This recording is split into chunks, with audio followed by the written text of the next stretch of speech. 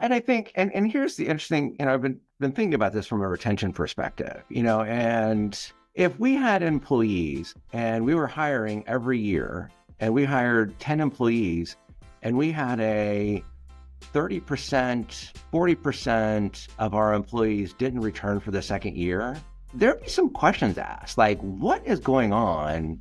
Why are we not able to retain our employees? What have we done in this process that has made us lose 30 or 40% of our workforce? I mean, we now have to go back and recruit for again. We've got to go back and find people to replace them again. But in higher ed, yes, we can't solve every student's problem. I understand that. But, going, oh, well, lost 30% of our students. That's interesting. Why?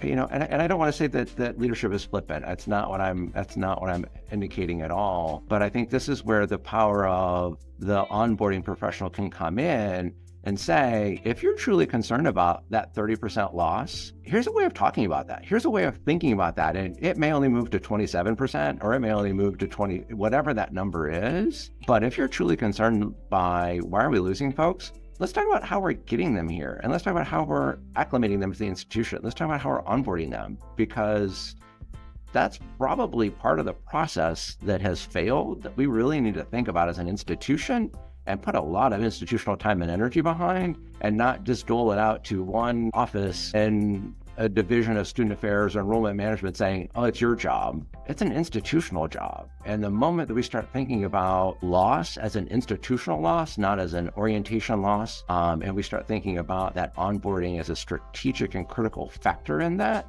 then that's where I think we can change the dynamic and conversation around what onboarding really means.